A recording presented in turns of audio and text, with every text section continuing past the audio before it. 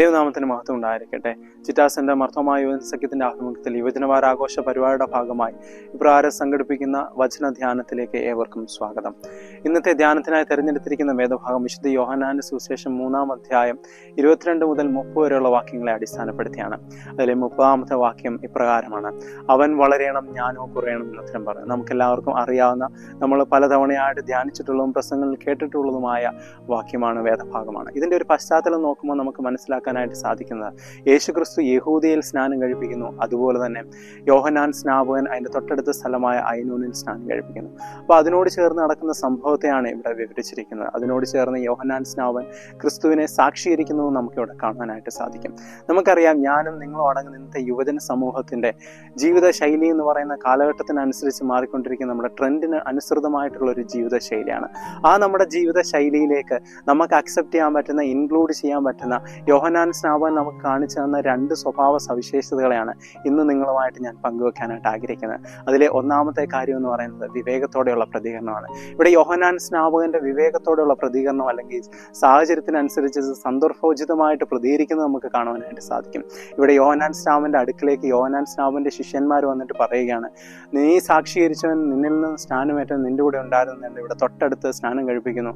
അവിടെ ഇഷ്ടം പോലെ ആൾക്കാരാണ്. നമ്മുടെ ഭാഷയിൽ പറഞ്ഞു കഴിഞ്ഞാൽ ഒരു യോഹന്നാൻ സ്നാപകനെ ഒന്ന് സ്ക്രൂ കയറ്റി കൊടുക്കുന്നത് നമുക്ക് കാണാനായിട്ട് സാധിക്കും. എന്നാൽ യോഹന്നാൻ സ്നാപകൻ ആ ഒരു സന്ദർഭത്തോട് പ്രതികരിക്കുന്നത് നമ്മൾ എപ്രകാരമാണെന്ന് നമുക്ക് കാണാനായിട്ട് സാധിക്കും. വളരെ സന്ദർഭോചിതമായി, വളരെ യുക്തമായിട്ട് അവിടെ പ്രതികരിക്കുന്നത് നമുക്ക് കാണാനായിട്ട് സാധിക്കും.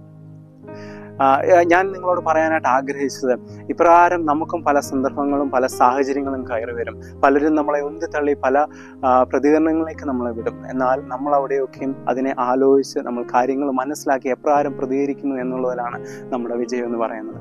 അപ്രകാരം നമുക്ക് പ്രതികരിക്കാനായിട്ട് സാധിക്കണം. നമ്മുടെ പ്രതികരണങ്ങൾ എന്ന് പറയുന്നത് ഓരോന്നും ദൈവത്തെ ഊന്നിപ്പിടിച്ചിട്ടുള്ള, ക്രിസ്തുവിനെ പ്രതിഫലിപ്പിക്കുന്ന ഓരോ പ്രതികരണങ്ങളായി മാറുന്നു. നമുക്ക് അറിയാം, ഇന്നത്തെ സാഹചര്യത്തിൽ നമുക്ക് പലവിധമായ സാഹചര്യങ്ങളുണ്ട്, പല പ്ലാറ്റ്ഫോംസ് ഉണ്ട് നമുക്ക് പ്രതികരിക്കാൻ വേണ്ടിയിട്ട്. അതിലൊക്കെയും ഇന്ന് നടക്കുന്നത് സൈബർ ആക്രമണങ്ങൾ പലതും അഴിച്ചുവിടും നമുക്ക് കാണാനായിട്ട് സാധിക്കും. ഒരാളുടെ പേഴ്സണൽ ലൈഫിൽ പോലും കയറി ചെന്ന് ഇടപെട്ട് അവരെ ഇല്ലായ്മ ചെയ്യുന്നത് നമുക്ക് കാണാനായിട്ട് സാധിക്കും. എന്നാൽ നമ്മൾ യുവജനങ്ങൾ ഓരോരുത്തരും നമ്മുടെ ജീവിതത്തിലെ നമ്മുടെ മൂല്യങ്ങളെ, ക്രിസ്തു മൂല്യങ്ങളെ ഊന്നിപ്പിടിച്ചുകൊണ്ട് നമുക്ക് നമ്മുടെ പ്രതികരണങ്ങളിലായിരിക്കാൻ, നമ്മുടെ ഓരോ മൂല്യത്തെയും പിടിച്ചുകൊണ്ട് നമുക്ക് നമ്മുടെ പ്രതികരണങ്ങൾ മൂലം, നമ്മുടെ പ്രവർത്തനങ്ങൾ മൂലം, അല്ലെങ്കിൽ നമ്മുടെ ശൈലികൾ മൂലം മറ്റുള്ളവർക്ക് വേദന ഉണ്ടാകുവാനോ മറ്റുള്ളവരെ സങ്കടപ്പെടുത്തുന്ന ഒരു പ്രതികരണങ്ങളിലേക്കോ നമ്മൾ യുവജനങ്ങൾ ആകാതിരിക്കാനായിട്ട് ശ്രദ്ധിക്കേണ്ടത് അത്യാവശ്യമാണ്. രണ്ടാമത്തെ കാര്യം എന്ന് പറയുന്നത് അംഗീകരിക്കാനുള്ള മനസ്സാണ്. യോഹന്നാൻ സ്നാപകന്റെ വലിയൊരു അംഗീകരിക്കുന്ന മനസ്സ് നമുക്കിവിടെ കാണുവാനായിട്ട് സാധിക്കും. യോഹന്നാൻ സ്നാപകൻ ക്രിസ്തുവിനെ അവിടെ അംഗീകരിക്കുകയാണ്. യോഹന്നാൻ സ്നാപകൻ ശിഷ്യന്മാരെ അവിടെ പറഞ്ഞ് മനസ്സിലാക്കുകയാണ്, സ്വർഗത്തിൽ നിന്ന് കൊടുത്തിട്ടല്ലാതെ മനുഷ്യനൊന്നും ലഭിക്കാൻ കഴിയില്ല. അതിൻ്റെ കൂടെ ഒന്നുകൂടെ ചേർത്ത് പറയുന്നു, ഞാൻ ക്രിസ്തു അല്ല, അവന് മുമ്പായി അയക്കപ്പെട്ടവനത്രേ. അവിടെ യോഹന്നാൻ സ്നാപകൻ അവിടെ ക്രിസ്തുവിനെ അംഗീകരിക്കുന്ന നമുക്ക് കാണാനായിട്ട് സാധിക്കും. 100% അംഗീകരിച്ചുകൊണ്ട് 100% സത്യസന്ധതയോടുകൂടി യോഹന്നാൻ സ്നാപകൻ അവിടെ പറയുന്നത്, അവൻ വളരണം, ഞാനോ കുറയണം എന്ന് പറയുന്നത്.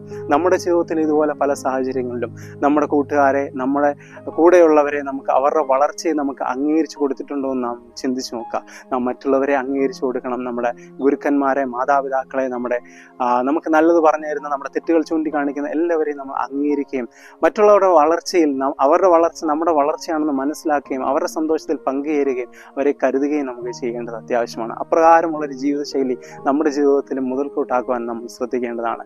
ഇന്ന് 2 കാര്യങ്ങളാണ് നിങ്ങളുമായിട്ട് പങ്കുവയ്ക്കാനായിട്ട് ആഗ്രഹിച്ചത്. യോഹന്നാൻ സ്നാപകൻ നമുക്ക് കാണിച്ചിരുന്ന 2 ജീവിതശൈലി: വിവേകത്തോടെയുള്ള പ്രതികരണം. നമ്മുടെ ജീവിത പ്രതികരണങ്ങൾ എല്ലാവരുമായിട്ട് നല്ല രീതിയിൽ പ്രതികരിക്കാൻ, നമ്മുടെ പ്രതികരണങ്ങൾ കൊണ്ട് മറ്റുള്ളവർക്ക് ദോഷകരമാകുന്ന, മറ്റുള്ളവരെ സങ്കടമാക്കുന്ന, മുറിവേൽപ്പിക്കുന്ന ഒന്നും പ്രതികരണങ്ങളിലേക്ക് പോകാതെ നല്ല രീതിയിൽ ക്രിസ്തുവിനെ ചേർത്ത് പിടിച്ചുകൊണ്ടുള്ള പ്രതികരണങ്ങളിലേക്കാവാൻ നമ്മൾ ശ്രദ്ധിക്കേണ്ടത് ആവശ്യമാണ്. അതുപോലെ തന്നെ അംഗീകരിക്കാനുള്ള മനസ്സ്, മറ്റുള്ളവരെ അംഗീകരിക്കാം, മറ്റുള്ളവരുടെ വളർച്ചയിൽ അവരെ അംഗീകരിക്കുകയും അവരെ സ്നേഹിക്കുകയും കരുതുകയും ചെയ്യാനുള്ള മനസ്സ് എല്ലാവർക്കും ഉണ്ടാകണം. നമ്മുടെ ഇപ്രകാരമുള്ളൊരു ജീവിതശൈലി നമ്മുടെ ജീവിതത്തിലും ചേർത്ത് പിടിക്കാൻ നമുക്ക് ഏവർക്കും സാധിക്കട്ടെ എന്ന് ആശംസിക്കുകയും പ്രാർത്ഥിക്കുകയും ചെയ്തുകൊണ്ട് എൻ്റെ വാക്കുകളെ നിർത്തുന്നു. Thank you.